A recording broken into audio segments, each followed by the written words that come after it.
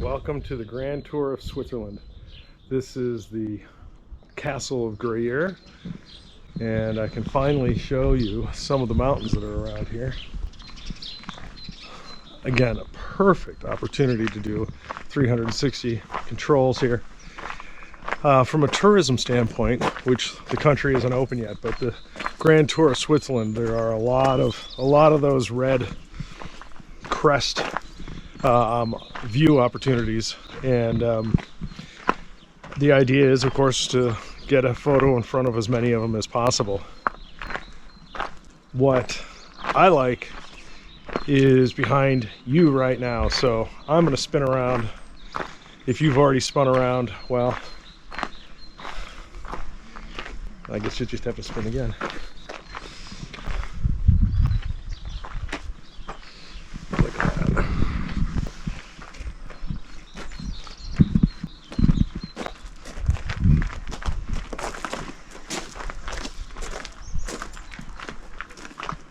Pretty spectacular. I believe that is a St. Michael Cathedral. There's a lot of St. Michael cathedrals in this country.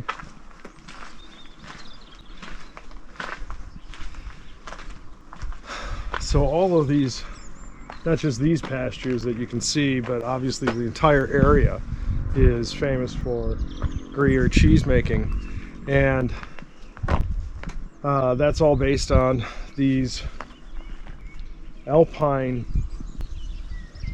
plants and flowers that are growing, from cumin and thyme to, there's a vanilla orchid I think they mentioned, and obviously a number of others.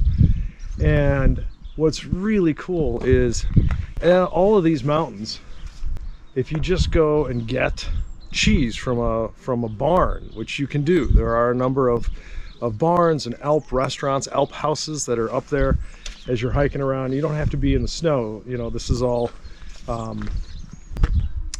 at lower altitudes. And so these Alp houses, the key is to try all the cheeses, because that's just Alp Käse, mountain cheese, and there's no necessary formula to them other than they're just Swiss cheese in the generic sense. But every mountain has a little bit of a different flavor, and there are tour groups that I can help put together too.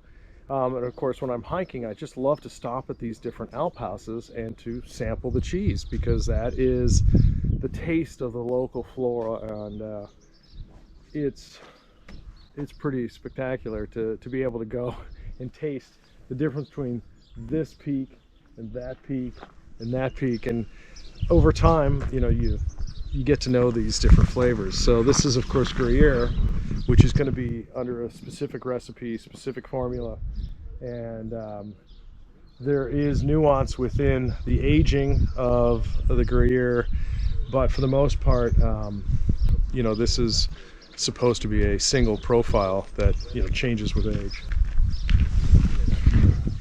All right, the sun came out, so I'm going to do another video from right here. I'm behind the castle, and if you spin around through 360 degree, you can see that. Otherwise, we've got these fantastic mountain views. It is pretty cloudy today, but the sun is trying to come on out. And what's going on here is, this is St. Michael's Church.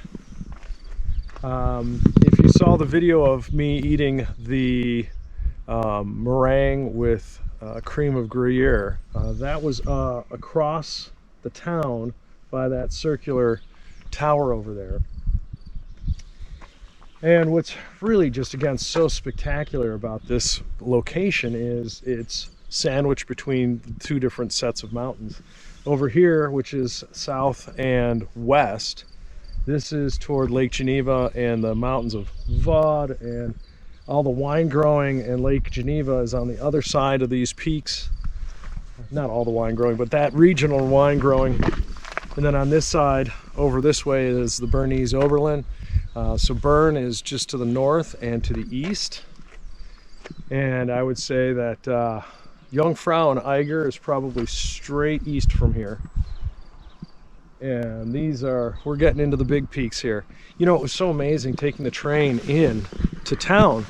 Of course, it's a couple of trains from Zurich to get here, and but it's the number one. It's the train number one that gets you here. But as I was coming closer, outside of Freiburg and into Bühl to here, what I couldn't escape feeling was the feeling that I get when I'm coming out of Denver going into the Rockies, or Calgary going into the Canadian Rockies, where you can see the mountains just coming up and approaching you. You know you're just so close, and the excitement just starts to build, and that's the feeling that I got here.